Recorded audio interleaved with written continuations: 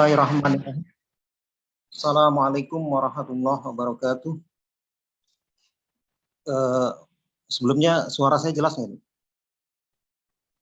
Jelas, Ustaz. Jelas ya. Alhamdulillah, wassalatu wassalamu ala rasulillah wa ala alihi wa sahbihi wa mawalah.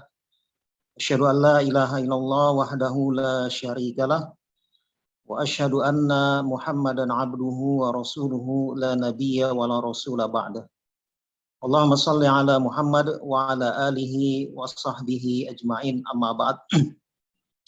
Bapak-bapak, ibu-ibu, serta saudara-saudara sekalian, jamaah Masjid An-Nur yang dimuliakan Allah Subhanahu wa Ta'ala. Yang pertama tentu saja kita bersyukur kepada Allah Subhanahu wa Ta'ala masih bisa diberi nikmat iman, ya, nikmat Islam, nikmat kesehatan sehingga bisa mengikuti majelis ilmu ini, ya, kajian ba'da zuhur ini yang insya Allah akan menambah wawasan keilmuan kita dan tentu saja akan mendapatkan keberkahan insya Allah dari Allah Subhanahu wa Ta'ala. Kemudian tentu saja salawat dan salam semoga tetap tercurahkan kepada Rasulullah Muhammad SAW, pada para keluarga, sahabat, dan orang-orang yang setia mengikutinya sampai akhir zaman. Jamaah sekalian yang dimuliakan Allah Subhanahu wa Ta'ala, ya, ideologi komunisme ini masuk dalam kategori ideologi kontemporer, gitu ya. Ideologi yang muncul ya pada abad ke-19 atau pada abad 18, terutama ketika mulai digagas, kemudian dieksplorasi, kemudian juga dipropagandakan oleh Karl Marx, ya, salah satu tokohnya, dan juga Friedrich Engels. Nah, ini satu ideologi kontemporer yang tentu saja pada zaman dahulu, ya, pada zaman Rasulullah, kemudian juga pada generasi salaf, ya, tentu saja tidak ada. Tetapi warning atau panduan dari Allah Subhanahu wa Ta'ala melalui Al-Quran, ya, terkait dengan ideologi-ideologi yang menyesatkan manusia, yang membawa pada kerusakan, yang membawa pada kebinasaan, dan yang lebih bahaya lagi tentu saja membawa manusia pada kekufuran. Itu Allah Subhanahu wa Ta'ala dalam Al-Quran sudah banyak memberikan gambaran, memberikan warning, memberikan panduan terkait dengan kelompok-kelompok atau orang-orang yang memang memiliki misi untuk mempropagandakan kekufuran. Makanya dalam surah Al-Jathiyah, ya, ayat 23 dan 24, Allah Subhanahu wa Ta'ala berfirman, A'udzubillahi minasyaitonirrajim, Bismillahirrahmanirrahim. Afaraita man ittakhadha ilahahu hawahu wa adallallahu ala ilmin wa khatama ala sam'ihi wa qalbihi wa ja'ala basarihi ghishawatan faman yahdihi min ba'dillah afala tadhakkarun. Wa qalu ma hiya illa hayatuna dunya namutu wa nahya wa ma yuhlikuna illa ad-dahr wa ma lahum bidzalika min ilmin inhum illa yazunnun. Allah Subhanahu wa Ta'ala telah menggambarkan dalam surah Al-Jathiyah itu, ya, ayat 23 dan 24, afara'aita man ittakhadha ilahahu hawah. Kata Allah Subhanahu wa Ta'ala, apakah kalian melihat orang yang menjadikan hawa nafsunya sebagai Tuhan, ya, sebagai sesembahan. Wa adallallahu ala ilmin, dan ya, Allah Subhanahu wa Ta'ala kemudian menyesatkan mereka, ya, karena menjadikan hawa nafsunya sebagai Tuhan. Allah Subhanahu wa Ta'ala mengunci hati-hati mereka, mengunci pendengaran mereka, meletakkan tutup atau menutup penglihatan mereka. Kemudian Allah Subhanahu wa Ta'ala mengatakan bahwa kelompok-kelompok yang menjadikan hawa nafsunya sebagai Tuhan inilah yang Allah Subhanahu wa taala jauhkan dari petunjuk Allah Subhanahu wa taala. Nah, dalam ayat yang selanjutnya misalnya Allah mengatakan, mereka mengatakan waqalu ma hiya illa hayatuna dunya. Mereka mengatakan bahwa ini hanyalah kehidupan sementara saja di dunia. Nahya wa namutu wa nahya. Kami akan mati dan kami akan hidup. Wa ma yuhlikuna illa dahar, dan tidak akan menghancurkan kami kecuali masa, kecuali waktu. Nah, ini jamaah sekalian, kalau kita mempelajari ayat ini, ya, sesungguhnya ayat ini menggambarkan ya bahwa ada dulu satu kelompok yang mereka menuhankan hawa nafsu, kemudian mereka mengatakan wa ma yuhlikuna illa dahar. Tidak ada yang mampu menghancurkan kami atau membinasakan kami kecuali masa, kecuali waktu. Nah, ini yang menjadi kalau kita pelajari tentang komunisme, diantaranya berpikir mereka ya tentang filsafat materialisme, ya, mereka beranggapan bahwa eksistensi suatu wujud itu di dalam kehidupan ya itu harus berbentuk materi, ya. Artinya mereka menganut paham materialisme yang menyatakan bahwa dalam kehidupan ini ya semua itu berasal dari benda, ya, dan semua fenomena yang terjadi ini hasil dari interaksi benda atau hasil dari interaksi materi. Paham kebendaan, ya. Nah, paham kebendaan ini yang nanti memandang segala sesuatu itu hanya berdasarkan materi saja, berdasarkan bendawi saja, berdasarkan apa yang tampak, ya, apa yang bisa terlihat. Mereka punya keyakinan bahwa eksistensi sesuatu itu harus yang bersifat wujud, dan segala fenomena yang terjadi dalam kehidupan dunia ini hasil dari interaksi itu. Nah, paham ini ya mengagungkan tentang materialisme atau kebendaan, ya, bahwa dalam hidup ini ya segala sesuatunya itu eksistensi sesuatu itu harus sesuatu yang berwujud, dan fenomena yang terjadi dalam alam semesta ini adalah hasil interaksi dari suatu yang bersifat bendawi atau wujud. Nah, karena itu ya mereka menafikan adanya Tuhan karena Tuhan tidak berwujud. Mereka menafikan adanya hari akhir atau hari kiamat, karena menurut mereka ya bahkan kita tahu sendiri ada yang pernah mengucapkan bahwa akhirat itu adalah ramalan masa depan yang belum terbukti, kan gitu ya, ada yang menyatakan seperti itu dari tokoh bangsa kita.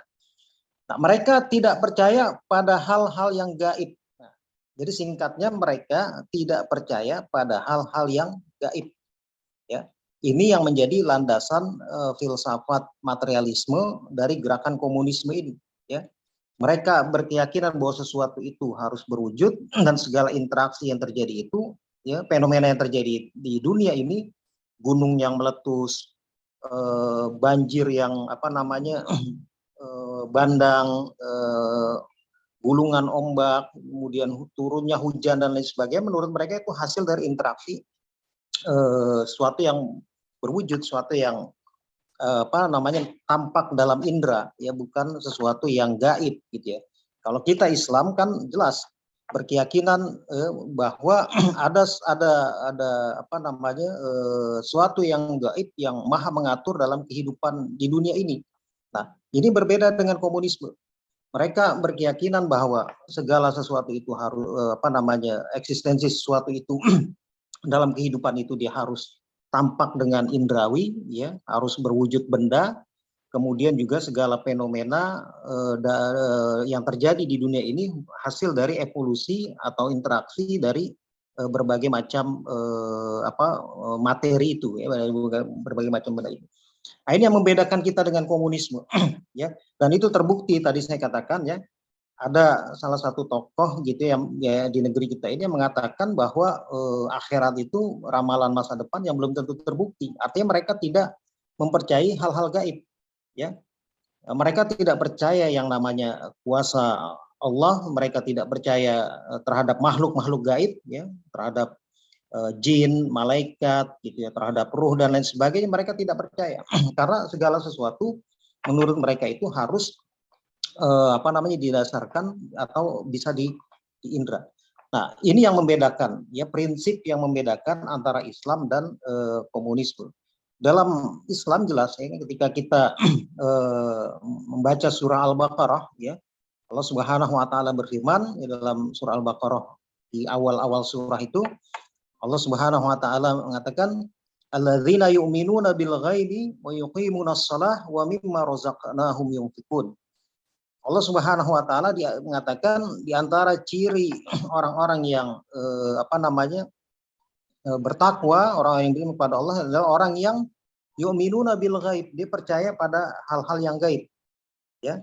Percaya pada yang sifatnya metafisik, ya, yang sifatnya metafisik itu dia harus percaya. Karena kalau ini tidak dipercayai sebagai percaya terhadap suatu hal yang gaib, maka tentu saja batal keislamannya, ya. Allah Subhanahu wa taala mengatakan itu alladzina yu'minuna bil ghaibi wa yuqimunas shalah wa mimma razaqnahum yunfikun. Orang yang percaya terhadap atau orang yang beriman terhadap perkara-perkara yang gaib, orang yang menegakkan salat, kemudian orang-orang yang berinfak terhadap rezeki yang mereka berikan. Sebenarnya kalau kita merujuk pada Al-Qur'an ini, ya, Al-Qur'an ini merupakan bantahan terhadap berbagai ideologi-ideologi yang mengedepankan hawa nafsu sebagai Tuhan, ya. Misalnya dalam komunisme itu, ya, diadakan yang namanya pertentangan antar kelas, gitu ya, pertentangan antar kelas antara orang kelompok yang disebut dengan proletar atau kaum miskin, rakyat biasa, dengan kaum borjuis, ya, orang-orang yang pemilik modal, itu dipertentangkan. Dibuatlah propaganda-propaganda, ya, propaganda untuk melakukan kekacauan, gitu, untuk merebut suatu kekuasaan yang mereka sebut kekuasaan kaum borjuis, ya, kemudian dipertentangkan dengan kaum proletar, yang sebenarnya ujungnya itu, ya, kalau dari kita lihat sejarah, gitu ya, gerakan revolusi kaum proletar yang dilakukan oleh kelompok komunisme ini, yang tadinya mereka berusaha untuk menumbangkan kekuasaan diktator borjuis misalnya, ternyata juga setelah itu melahirkan diktator proletar. Karena dalam sistem komunisme itu, ya, tidak boleh ada yang berbeda, dia harus berdasarkan pada kesamaan. Makanya ada istilah sama rata, sama rasa, gitu ya. Mereka ujung-ujungnya justru malah menjadi diktator, ya. Jadi diktator borjuis tumbang, lahir diktator proletar. Ya, kita lihatlah di negara-negara komunis, di Cina, ya, kemudian Korea, gitu ya, di Rusia dan lain sebagainya, itu keseragaman tuh dihilangkan. Nah, ini yang tentu saja berbeda dengan Islam. Di dalam Islam misalnya, ya, antara orang yang berpunya, antara pemilik modal dengan kaum proletar itu tidak dipertentangkan, tetapi ada simbiosis mutualisme, ya, ada takaful, ya, saling menjamin. Yang kaya dia harus bisa mampu mendistribusikan kekayaannya untuk menyejahterakan orang yang miskin, ya. Makanya dalam Al-Qur'an tentang ekonomi itu kan dikatakan likai la takuna dauratun baina aghniya'in minkum, agar harta itu tidak hanya berputar di kalangan orang-orang kaya saja di antara kamu, harus terjadi distribusi yang yang itu tujuannya untuk takaful, ya, saling menjamin keadilan, ya, kesejahteraan dan lain sebagainya, bukan melalui propaganda itu. Nah, ini yang berbeda dengan komunisme, termasuk juga soal hak kepemilikan individu, ya. Mereka meniadakan hak kepemilikan individu misalnya.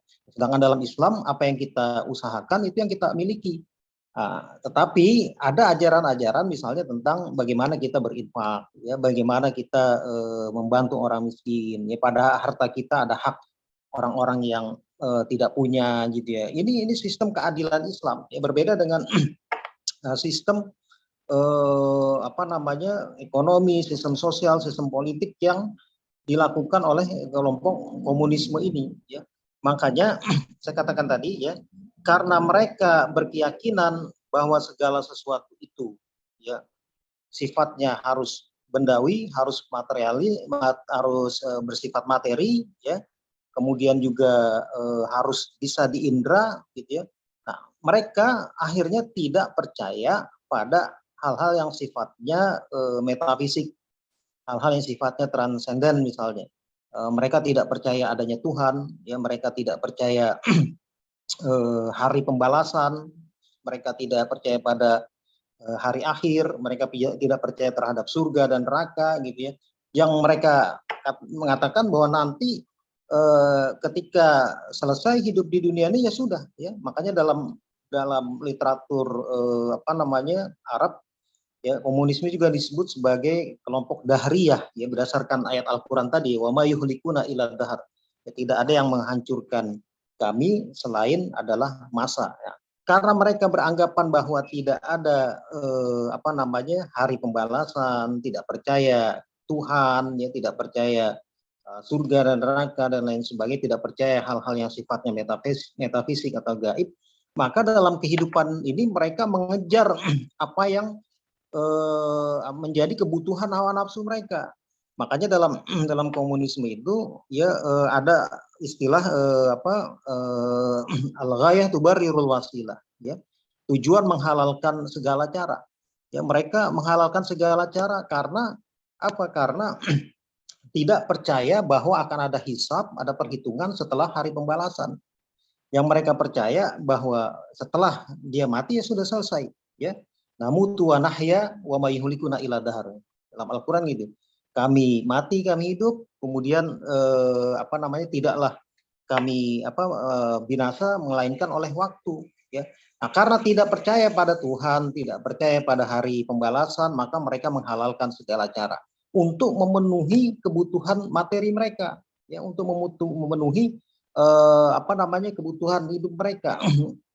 Nah, jemaah sekalian yang dimuliakan Allah Subhanahu wa taala, jadi tentu saja di antara prinsip dasar yang membedakan kita dengan kelompok komunisme ini, yang pertama tentu saja kita umat Islam percaya pada hal-hal yang sifatnya gaib, yang sifatnya metafisik. Kita percaya pada Tuhan, kita percaya pada adanya makhluk-makhluk gaib, ya, jin, malaikat dan lain sebagainya. Kita percaya pada hari pembalasan, ya, sedangkan mereka tidak, ya. Setelah hidup ini selesai, tidak ada hari penangguhan, hari apa tidak ada pertanggungjawaban di hari akhir, mereka berkeyakinan seperti itu.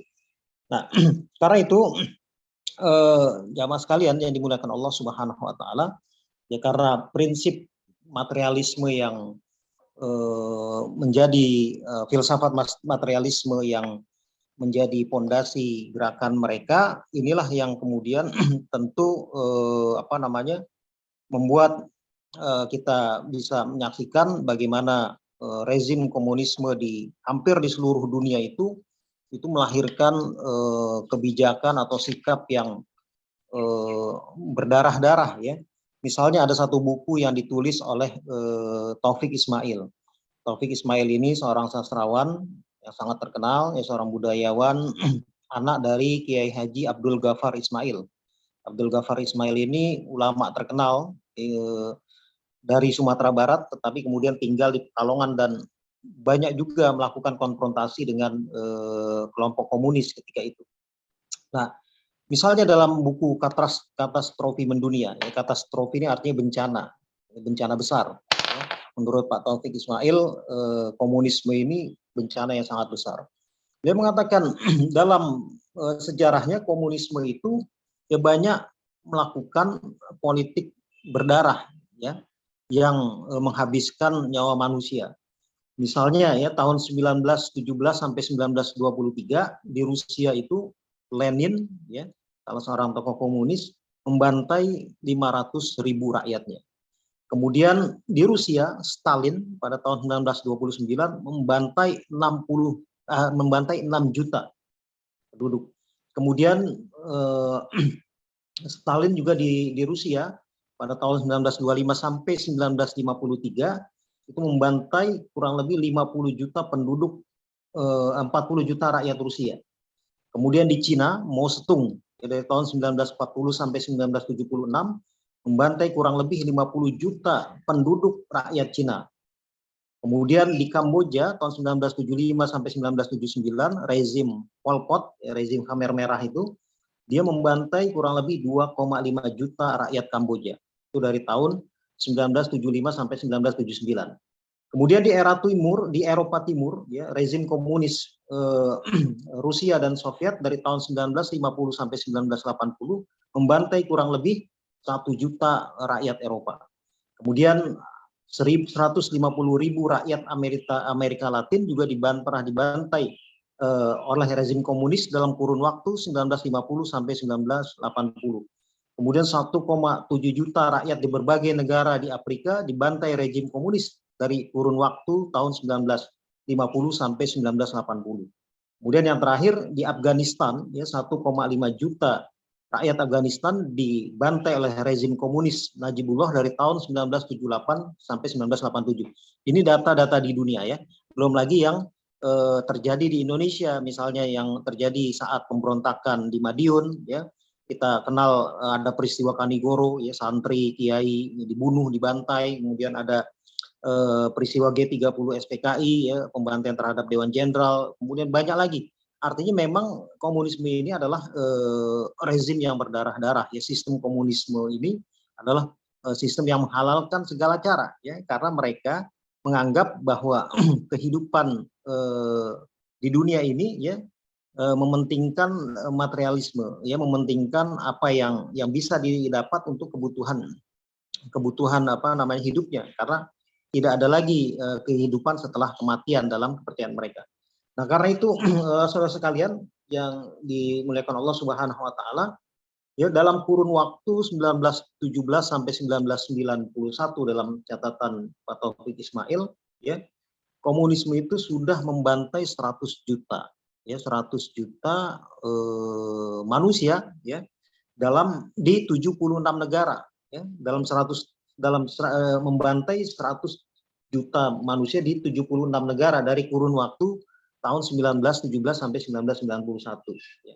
Bahkan ada data statistiknya yang ditulis oleh Pak Taufik Ismail. Nah, kenapa kita masih membahas tentang komunisme? Ada yang mengatakan bahwa komunisme itu sudah nggak laku, sudah bangkrut dan lain sebagainya, ya. Padahal kalau kita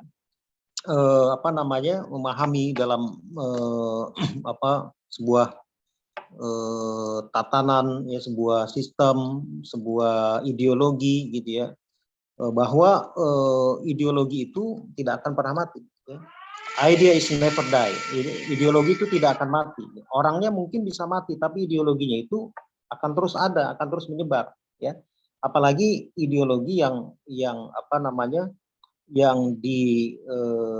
dikembangkan secara masif melalui propaganda. Ya, komunisme ini kan dia punya program kerja namanya agitprop, ya agitasi dan propaganda. Mereka ahli itu, mereka ahli memanipulasi fakta, mereka ahli dalam memfitnah, gitu ya. Mereka artinya karena prinsip menghalalkan segala caranya itu, mereka ahli dalam itu. Nah, kalau lembaganya, organisasinya mungkin bisa saja sudah tidak ada, ya seperti misalnya Partai Komunis Indonesia atau PKI, ya kan sudah tidak ada, bahkan sudah ada Kepres tentang pelarangan komunisme, Marxisme, Leninisme, itu sudah ada. Atau organisasi-organisasi mantel mereka, ya underbow mereka seperti Gerwani, Pemuda Rakyat dan lain sebagainya mungkin sudah tidak ada. Tetapi ya sebagai ideologi, sebagai idea, dia akan terus ada, akan terus disebarkan selama ada orang-orang yang menginginkan paham komunisme itu terus berkembang. Nah, karenanya dalam propaganda atau dalam kerja mereka itu, ya mereka berusaha untuk melakukan upaya-upaya, ya upaya-upaya menghidupkan kembali paham komunisme. Diantaranya pola gerakan mereka itu yang pertama, ya melakukan koalisi kalau mereka masih dalam keadaan lemah. Jadi kalau dalam keadaan lemah, mereka koalisi itu melakukan infiltrasi, ya melakukan penyusupan. Dalam istilah mereka disebut dengan kerja di kalangan musuh. Jadi dia menginfiltrasi ya, kayak kasus pembantaian 6 jenderal ya dalam bantaian apa jenderal revolusi ya, dalam peristiwa G30 SPK itu kan karena adanya infiltrasi ya, infiltrasi apa tokoh atau sosok atau orang yang berpaham komunisme dalam tubuh angkatan darat gitu ya. Ini yang terjadi. Jadi kalau mereka lemah, mereka akan melakukan koalisi, melakukan infiltrasi, ya mereka kerja di kalangan musuh untuk memasarkan propaganda mereka. Kemudian yang kedua, mereka melakukan kontaminasi ya. Kontaminasi ini banyak dilakukan melalui propaganda-propaganda ya, diantaranya menyebarkan paham-paham mereka, kemudian melakukan debat-debat. Seandainya ada kelompok-kelompok yang tidak setuju komunisme, mereka akan maju tuh ke depan untuk mengkanter ya, mengkanter untuk memberikan bantahan ya. Kemudian yang terakhir itu ya, pola gerakan mereka, kalau mereka sudah kuat ya, mereka sudah merasa besar, mereka akan melakukan konfrontasi, mereka akan melakukan revolusi ya. Mereka akan melakukan revolusi untuk menumbangkan sistem yang atau rezim yang kemudian diganti oleh sistem dan rezim yang sesuai dengan kepentingan mereka.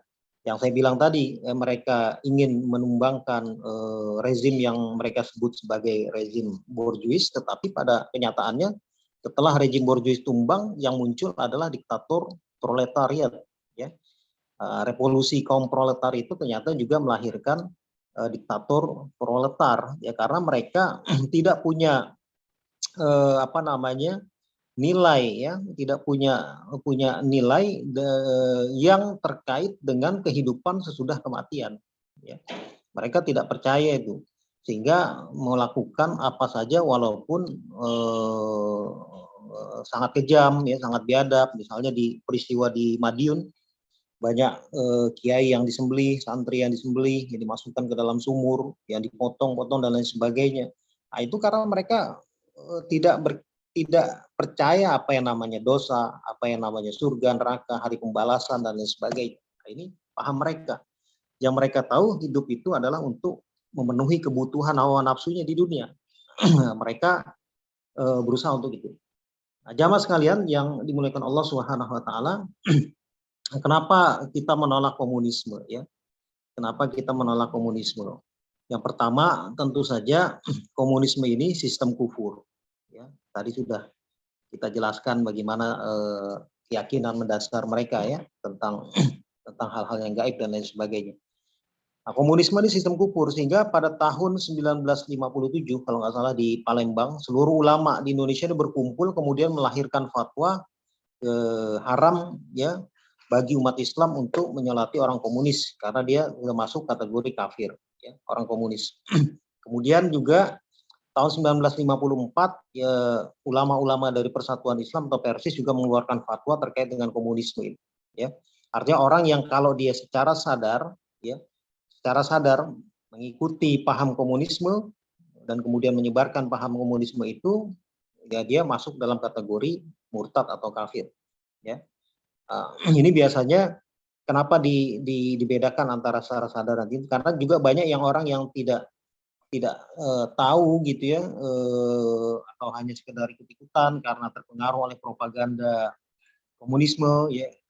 Propaganda komunisme itu kan bagi sebagian kalangan sangat menarik karena ideologi perlawanan ya. Bahkan PKI itu dia membuat satu propaganda yang namanya 7 setan desa. 7 setan desa ini pertama adalah tuan tanah, kemudian rentenir atau lintah darat, kemudian tukang jual ijon itu barang yang belum matang udah dia beli, kemudian kafir birokrat ya, kemudian bandit desa, kemudian yang ada berapa lagi gitu ya yang mereka sebut sebagai 7 setan desa. Nah, ini kan hal-hal yang menarik ya bagi rakyat, terutama rakyat yang miskin ya, untuk melakukan perlawanan terhadap tuan tanah ya, perlawanan terhadap rentenir gitu ya, perlawanan terhadap birokrat yang menghisap rakyat gitu ya. Nah, ini sekilas memang menarik gitu ya, sehingga banyak dulu juga yang karena ketidakpahamannya itu dia dia tidak tahu kalau komunisme itu ideologi kufur. Makanya ulama ketika itu memfatwakan mereka hanya sebagai orang yang sesat, ya, orang yang sesat dan diminta untuk bertobat, ya, kembali kepada Allah Subhanahu Wa Taala. Tetapi mereka yang meyakini, berkeyakinan, dalam ideologi komunisme itu kemudian secara sadar, ya, mereka menjalankan ideologi itu dengan pemahaman yang artinya yang benar-benar paham mereka terhadap ideologi, kemudian tetap menjalankan ideologi itu, maka dia masuk dalam kategori kafir, ya. Makanya tidak semua orang komunis itu dia ateis. Ada juga orang yang komunis dia yang ikut-ikutan, ya, yang ketika itu, ya, yang dia percaya pada Tuhan. Makanya dulu ada tokoh komunis namanya Haji Misbah, ya. Dia hanya mempercayai atau mengikuti komunisme itu dalam sistem sosialnya saja, ya. Tetapi hal-hal yang lainnya dia masih percaya, ya, pada Tuhan, ya. Nah, ini mereka yang terperangkap, yang terjerat gitu, ya, dalam paham komunisme. Padahal pendiri komunisme sendiri seperti Karl Marx gitu, ya, kemudian Friedrich Engels dan lain sebagainya, ya, dari mereka jelas-jelas anti Tuhan, ya. Mereka tidak percaya terhadap Tuhan, ya. Mereka anti terhadap agama, ya. Mereka mengatakan, Karl Marx mengatakan agama adalah candu, Tuhan adalah konsep yang menjijikan. Itu dinyatakan sendiri oleh Karl Marx gitu, ya. Nah, ini, ya, artinya banyaklah perlawanan terhadap ideologi komunisme ini yang dulu dilakukan oleh para ulama kita, ya. Ulama kita sudah menyatakan haram bagi orang Islam untuk masuk ke dalam komunisme, ya, dan juga harus menolak ideologi ini karena ideologi ini bertentangan dengan prinsip-prinsip dasar Islam, terutama tentang keimanan, ya, pada hal-hal yang metafisik atau hal-hal yang gaib, ya. Kemudian keimanan terhadap sistem dalam muamalah yang kita juga bertentangan dengan mereka, ya. Nah, ini yang pikir sebagai gambaran, ya, tentang ideologi komunisme. Makanya kalau ada yang mengatakan misalnya komunisme telah bangkrut di berbagai belahan dunia, ya, ya mungkin bisa saja mereka sudah bangkrut, tetapi ideologi itu sebagai sebuah ideologi dia tidak akan pernah mati dan suatu saat bisa akan menyebar kembali, walaupun namanya bukan dengan nama yang sudah dulu ada. Ya, misalnya kalau dulu ada PKI, ada Gerwani, ada Pemuda Rakyat, ya mungkin mereka muncul dengan nama-nama yang berbeda, ya, yang tentu saja ini musuh, ya, bagi agama-agama sebenarnya. Mereka kan komunisme ini kan memusuhi agama, ya, tidak percaya pada Tuhan dan lain sebagainya. Bukan hanya Islam sebenarnya, tetapi juga memusuhi agama-agama yang lain. Demikian apa yang dapat saya sampaikan, ya. Kita mengkaji tentang komunisme ini sebagai upaya diantaranya tentu saja mengenang, ya, apa yang pernah terjadi di negeri kita, ya. Para ulama mereka menolak komunisme itu tadi pertama karena komunisme ini adalah ideologi kufur. Kemudian yang kedua, komunisme ini pernah melakukan pemberontakan atau bugat. Ya, pemberontakan komunis itu setidaknya di Indonesia itu sudah terjadi 3 kali, ya. Pertama pada tahun 1927 di Sumatera Barat, ya. Kemudian tahun 1948 di Madiun, kemudian tahun 1965 di Jakarta dan di sebagian daerah di Jawa. Kemudian tentu saja yang ketiga kenapa kita menolak komunisme karena mereka melakukan pengkhianatan, ya, terhadap bangsa ini, ya. Mereka melakukan upaya untuk memberontak yang tentu saja bertentangan dengan hukum agama dan bertentangan dengan konstitusi kita. Nah, saudara sekalian yang dimuliakan Allah, jadi acara atau kajian pada siang hari ini berupaya untuk merawat ingatan sejarah kita, ya, berkaitan juga dengan momen bulan September. Biasanya bulan September ini banyak kajian-kajian tentang komunisme, ya, tentang G30, gerakan 30 SPKI gitu ya dan lain sebagainya. Tapi pada kesempatan kali ini ya kita berusaha untuk memahami secara dasar ya landasan gerakan mereka gitu ya, filsafat gerakan mereka yang diantaranya tadi saya sebutkan mereka berlandaskan pada filsafat materialisme. Nah, sebenarnya filsafat materialisme Karl Marx ini itu mengeksplorasi dari filsafat Ludwig Feuerbach ya dari Jerman yang sebelumnya juga mengedepankan filsafat tentang materialisme. Intinya mereka ideologi yang kufur ya, masuk kalau dalam kajian literatur gerakan Islam ini dia masuk dalam harokah hadamah ya, gerakan yang berusaha untuk menghancurkan Islam ya, sehingga ini tentu saja harus diwaspadai oleh kita semua.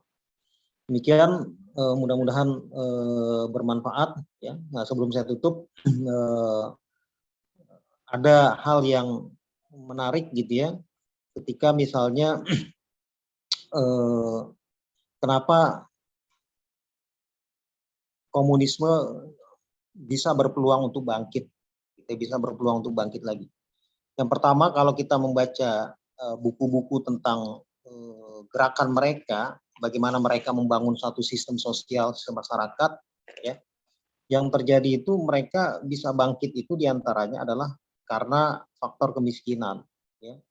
Rakyat miskin, rakyat yang tertindas dan lain sebagainya itu bisa menumbuh suburkan komunisme.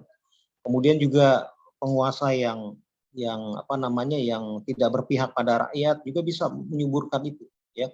Jadi ada indikasi-indikasi yang bisa menjadi jalan atau membuka peluang tumbuhnya atau bangkitnya komunisme atau paham komunisme ini. Di antaranya saya sebutkan tadi karena mereka itu ya dalam rukun komunismenya itu kan ada tahapan-tahapan gerakan mereka ya, diantaranya tadi saya sebutkan mereka berusaha untuk melakukan apa yang disebut dengan pertentangan antar kelas gitu ya. Nah ini yang perlu diwaspadai ya kalau dalam satu negeri misalnya kemiskinan atau rakyat dimiskinkan secara sistematis ya, kemudian rakyat juga ditindas secara secara sistemik oleh orang-orang yang berkuasa, nah itu bisa menjadi peluang munculnya gerakan-gerakan mereka. Saya pikir itu. Terima kasih. Assalamualaikum warahmatullahi wabarakatuh. Waalaikumsalam warahmatullahi wabarakatuh. Saat ini udah ada pertanyaan, dari WA juga sudah ada pertanyaan dari peserta. Pertanyaannya adalah kaitan apakah sama komunisme dengan ateisme? Itu pertama, Ustaz. Kemudian yang kedua, pertanyaan kedua yang datang dari Pak Slamet, di zaman Nabi di Madinah, umat bisa hidup dengan non-Muslim atau Yahudi yang diatur dalam perjanjian Madinah. Apakah saat ini umat bisa mengatur atau membuat perjanjian seperti zaman Nabi? Itu pertanyaannya. Wallahu alam. Ya, terima kasih. Silakan. Komunisme itu kalau dalam bahasa Arab disebut syuyu'iyah. Sedangkan ateisme disebut dengan ilhadiyah, ya, ilhadi. Itu memang ada perbedaan ya. Saya katakan tadi ada orang yang dia ateis, yang dia tidak percaya Tuhan, dia pasti menjalankan sistem komunis ya dengan filsafat materialismenya. Atau sebenarnya ada yang disebut dengan filsafat materialisme historis materialisme ya. Ini sebenarnya pembahasannya berat gitu ya. Materialisme, dialektika dan historis itu pembahasan berat. Tapi tadi saya berusaha untuk mempermudah saja. Jadi memang ada yang orang komunis dia hanya menjadikan komunisme itu sebagai gerakan sosial ya, sistem sosial. Tapi masih ada yang percaya pada Tuhan. Tapi kalau ateisme itu dia tidak percaya Tuhan dan juga pasti dia menjalankan sistem komunis ya, yang saya pahami seperti itu. Ya perbedaannya seperti itu ya. Makanya banyak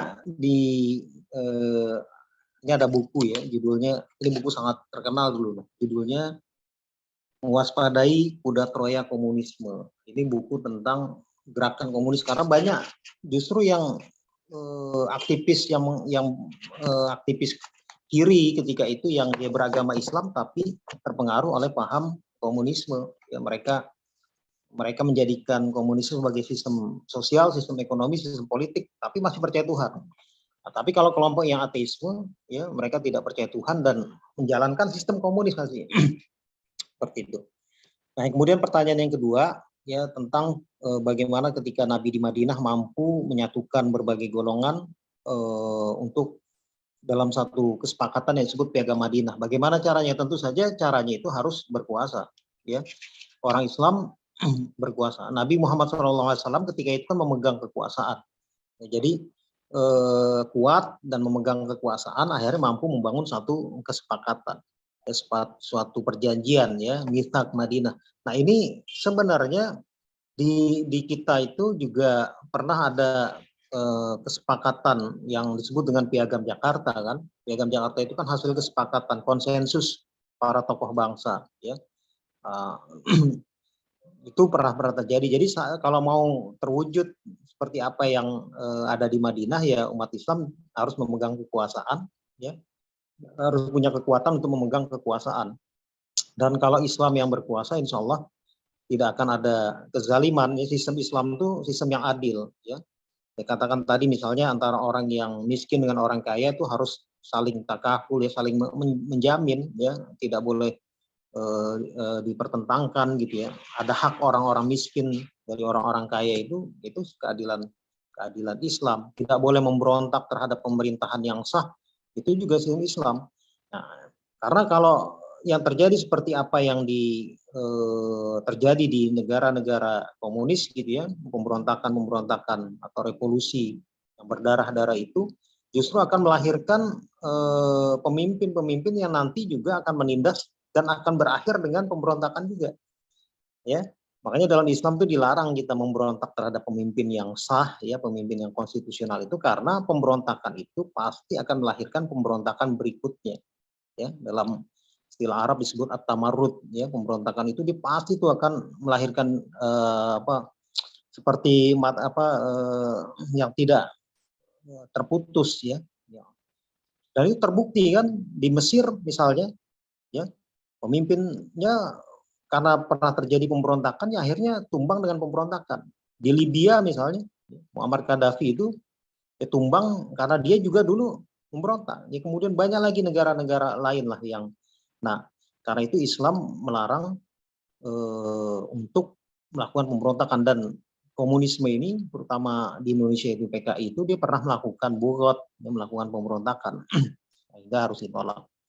Jadi itu saya pikir, ya. Jadi harus punya kekuasaan, ya, untuk membangun satu kesepakatan.